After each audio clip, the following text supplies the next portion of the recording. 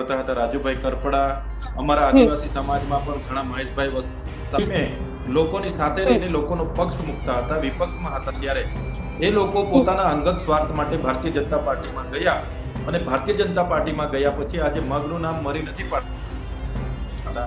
એમાં પણ રાજુ કરપડા જે પોતાના ગુજરાતમાં પોતે ખેડૂત નેતા એવી વાત કરતા હતા, આજે પોતાના જ હોમટાઉનમાં સુરેન્દ્રનગરના કોટ ગામમાં ખેડૂતોની જમીનો અદાણીના હાઈ ટેન્શન પાવર માટે ખેડૂતો કાઠી થાય છે, ખેડૂતોનું કોઈ સાંભળતું નથી. ત્યાં રાજુભાઈ કરપડા કેમ મૌન છે? તો સવાલ છે, આખી ગુજરાત પૂછે છે. એટલે તમે અમે ખૂબ સારી રીતે જાણીએ છીએ, ભારતીય જનતા પાર્ટીમાં ગયા પછી કોઈ પણ નેતાનું ચાલતું નથી. એમને ઉપરથી જેટલું કહેવામાં આવે એટલું જ બોલવાનું હોય છે ને એમને મોં પર ગમ પટ્ટી લગાડી દેવામાં આવે છે એવું હું સ્પષ્ટ માનું છું. અમારે એ લોકોએ તે દિવસના વરઘોડામાં બંદૂકો બતાવીને એ લોકોએ જે જુલુસ કાઢ્યું, એમને એવું હશે કે બંદૂકોથી લોકો દબાઈ જશે, બંદૂકોની નળીઓથી લોકોનો અવાજ દબાઈ જશે, લોકશાહી દબાઈ જશે, સંવિધાન દબાઈ જશે અને બંદૂકની નળી પરથી આદિવાસી સમાજને દબાવીને રાજ કરી છે. પણ હવે લોકો જાગૃત થયા છે, અમારા જેવા યુવાનો જાગૃત થયા છે. આજે છોટાઉદેપુરનો એક યુવાન કહે છે કે ભાઈ અમે બંદૂકની નળીથી દબાવવાળા લોકો નથી, અમે ડરવાવાળા લોકો નથી.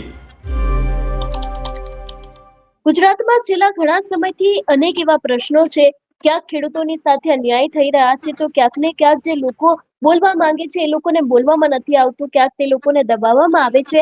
આજે વાત કરવી છે સુરેન્દ્રનગર વિશે. એ બાદ આદિવાસી વિસ્તારમાં જે જસ્સુ રાઠવાનો આખો કેસ સામે આવ્યો હતો એને લઈને તેની સાથે અત્યારે હાલ ધીરે ધીરે આમ આદમી પાર્ટીની બેઠકો ચાલી રહી છે. એ દરેક વિષયને લઈને ચર્ચાઓ કરવી છે અને મારી સાથે અત્યારે હાલ ડેડિયાપાડાના ધારાસભ્ય ચૈતર વસાવા જોડાયા છે. ચૈતરભાઈ, સૌથી પહેલા તો નિર્ભય ન્યૂઝમાં તમારું સ્વાગત છે. ચૈતરભાઈ, સૌથી પહેલી શરૂઆત મારે સુરેન્દ્રનગરથી કરવી છે. સુરેન્દ્રનગરના કોંઢનો જે આખો વિવાદ સામે આવ્યો હતો, જેમાં ખેડૂતોના ખેતરની અંદર જે વીજપોલ નાખવામાં આવ્યા છે, કોંગ્રેસે વિરોધ કર્યો, આમ આદમી પાર્ટી પણ અત્યારે એના સમર્થનમાં આવી છે. શું કહેશો? કારણ કે આખો આ જે મામલો છે એ ફક્ત સુરેન્દ્રનગર નહીં, ગુજરાતના ઘણા બધા એવા વિસ્તારો છે કે જ્યાં આવું કરવામાં આવે છે અને સરકાર પાસે ખેડૂતો જાય છે તો કોઈ જવાબ નથી આપવામાં આવતો. આ મામલાને લઈને શું કહેશો?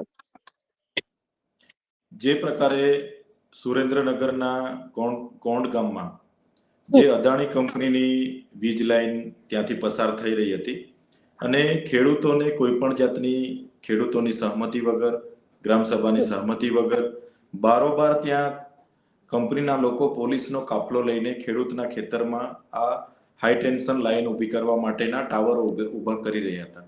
એટલે ગામના ખેડૂતોએ એનો વિરોધ કર્યો તો ઉપરથી કોઈ નેતાના કાં તો કોઈના આદેશોને આધીન ત્યાંના જે ખેડૂતો વિરોધ કરી રહ્યા હતા એમના પર પોલીસ દ્વારા લાઠીચાર્જ કરવામાં આવ્યો, ખોટી એફઆઈઆર કરવામાં આવી, એમને પકડીને ડિટેન કરીને એમની અટકાયત પણ કરી લેવામાં આવી.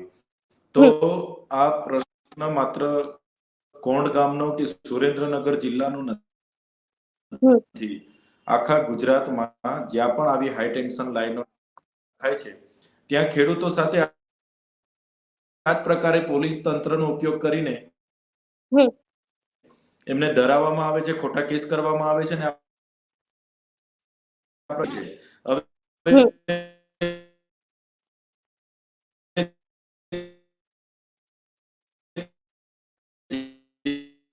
પોલીસ વિભાગ પર કેટલું મોટું પણ એ સુરેન્દ્રનગરમાં ઘણી મોટી ખેડૂતોની સંમેલનો કરી, સભાઓ કરી. અમે હંમેશ ખેડૂતો સાથે છે. આમ આદમી પાર્ટી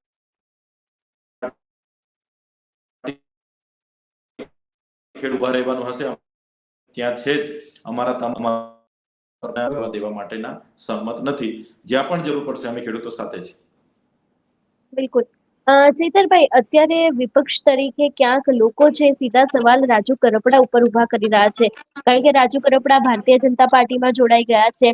સુરેન્દ્રનગરના ખેડૂત નેતા પણ છે ને આમ પણ બોટાદનો કડદા કાંડો, એ દરેક વિષયને લઈને એમના દ્વારા ખૂબ જ અવાજ ઉઠાવવામાં આવતા હતા. તો પછી અત્યારે કેમ તેઓ ચૂપ બેઠા છે? એવા પણ સવાલ ઉભા થઈ રહ્યા છે.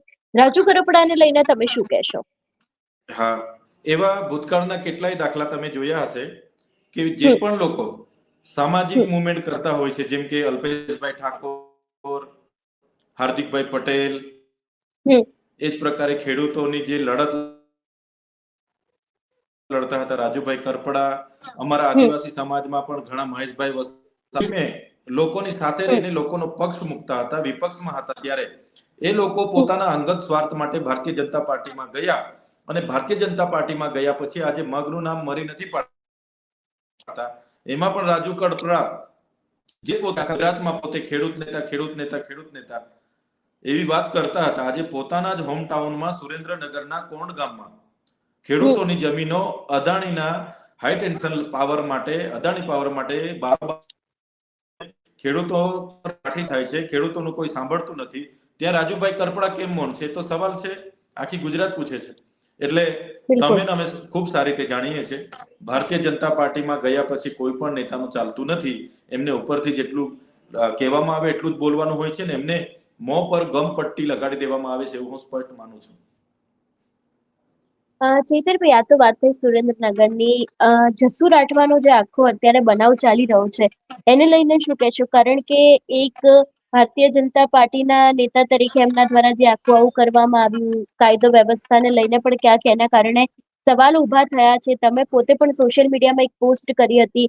અત્યારે આખી આમ આદમી પાર્ટીના એક બાદ એક નિવેદનો સામે આવી રહ્યા છે. શું કહેશો આ જસુ રાઠવાનો જે આખો વિવાદ ચાલી રહ્યો છે એને લઈને? છોટાઉદેપુર લોકસભાના સાંસદ જસુભાઈ રાઠવા અને ત્યાંના ધારાસભ્ય રાજેન્દ્ર રાઠવા જે ગામમાંથી આવે છે, જે વિસ્તારમાંથી આવે છે, નારણભાઈ રાઠવા હોય, સંગ્રામસિંહ રાઠવા હોય, એ તમામ વિસ્તારના લોકોએ આમ આદમી પાર્ટીને જન સમર્થન આપ્યું છે, જનાદેશ આપ્યો છે. ભવ્ય જીત થયેલી છે અમારી.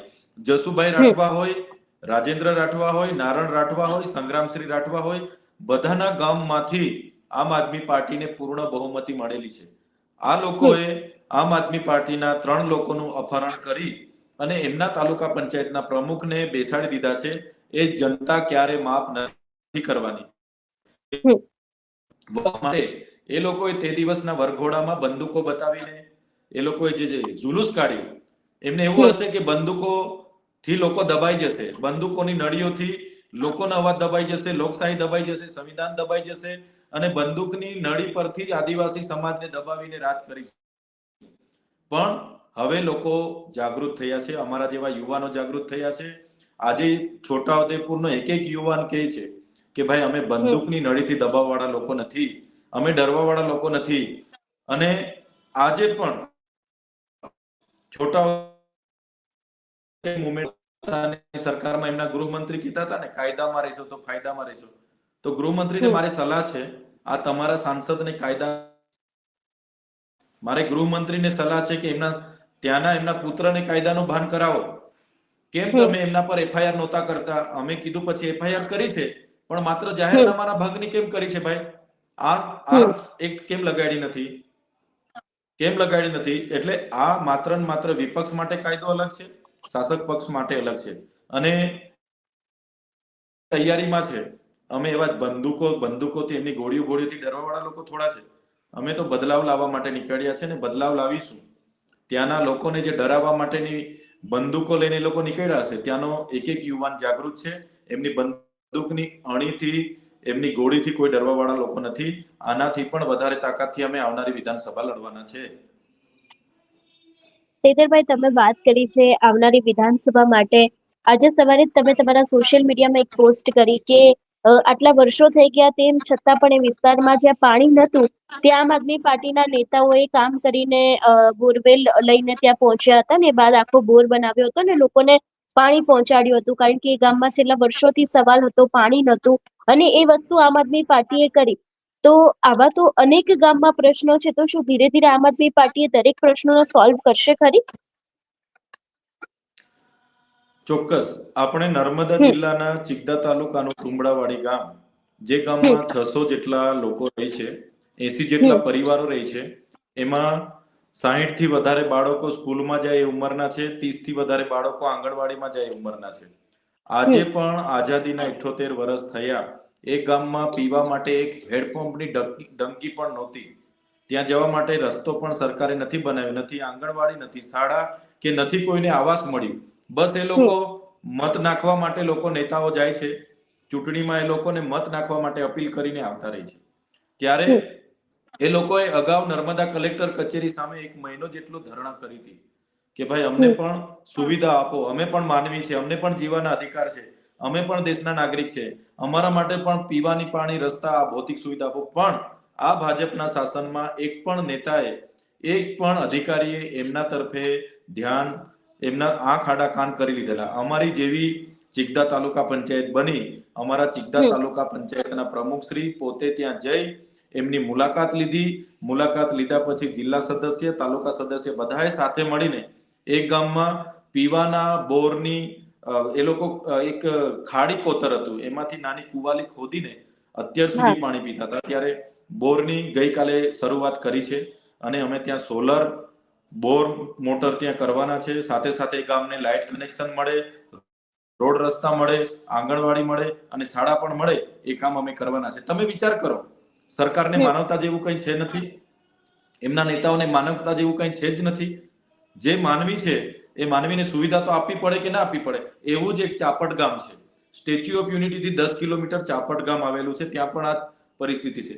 બીજું એક ગામ સાદા ડોકટી કરીને છે, કરજણ ડેમ થી ઉપર સાદા ડોકટી, ત્યાં પણ એક પરિસ્થિતિ અમારા ધ્યાન પર હમણાં આવી છે. એ જ પ્રકારે જે મનસુખભાઈ વસાવાનું પોતાનું ગામ છે જુનારાજ, ત્યાં પણ આ લોકો રોડની મંજૂરી નથી આપતા કે ભાઈ વન વિભાગ પરવાનગી નથી આપતું. એક બાજુ સ્ટેચ્યુ ઓફ યુનિટી પર રાતે રાત પ્રોજેક્ટો મંજૂર થઈ જાય છે, ત્યારે વન વિભાગને કોઈ મંજૂરીની જરૂર નથી પડતી, અહીંયા મંજૂરી માટે વન વિભાગ અટકાવે છે. એટલે આ પ્રકારની અનેક સમસ્યાઓ અમારી આદિવાસી સમાજની છે. એટલે એ સમસ્યાનું નિરાકરણ લાવવા માટે અમે પ્રયાસો કરીએ છીએ અને જેટલા શક્ય બને એટલા સત્વરે નિરાકરણ આવે એવા અમારા જે પણ તાલુકા પ્રમુખો છે, જિલ્લા પંચાયતના પ્રમુખ છે, ધારાસભ્ય તરીકે અમે છે, એક એક કામમાં અમે રસ લઈને એનું નિરાકરણ લાવવા માટેના પ્રયાસો અમે કરીશું. ચૈતરભાઈ, મહેશ વસાવાને લઈને શું કહેશો? કારણ કે અત્યારે વાતો ખૂબ જ વહેતી થઈ છે કે તે ક્યાંક એમને કોંગ્રેસમાંથી તો રાજીનામું આપી દીધું છે, તો આમ આદમી પાર્ટીનો હાથ પકડી શકે છે, એવી ઘણી બધી ચર્ચાઓ અત્યારે રાજકારણમાં ચાલી રહી છે.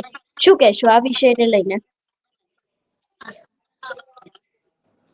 મને નથી લાગતું કે મહેશભાઈ આમ આદમી પાર્ટીમાં જોડાય, કેમ કે મહેશભાઈ જો આમ આદમી પાર્ટીમાં જોડાવાનું હતું તો એ મહેશભાઈ તાલુકા જિલ્લા પંચાયતની ચૂંટણી પહેલા આમ આદમી પાર્ટીમાં જોડાઈ શકતા. પણ મહેશભાઈ આમ આદમી પાર્ટીમાં નહીં જોડાય. મહેશભાઈ જે ભારત આદિવાસી પાર્ટી છે એમાં કદાચ જોડાશે, કાં તો ફરી એકવાર ભાજપમાં જોડાશે. મહેશભાઈ મને નથી લાગતું કે આમ આદમી પાર્ટીમાં, કેમ કે આમ આદમી પાર્ટીમાં તો અમે જ છે, અમારી સાથે એવો કોઈ સંપર્ક નથી, કોઈ ટેલિફોનિક વાત નથી, ચીત નથી. એટલે મહેશભાઈ આમ આદમી પાર્ટીમાં નથી જોડાવાના. મહેશભાઈ આવનારા દિવસોમાં ભારતીય જનતા પાર્ટીમાં જોડાશે, કાં તો પોતાની નવી કોઈ પાર્ટીની શરૂઆત કરશે. બિલકુલ ચૈતરભાઈ, આપ અમારી સાથે જોડાય બદલ આપનો ખૂબ ખૂબ આભાર. જી ધન્યવાદ.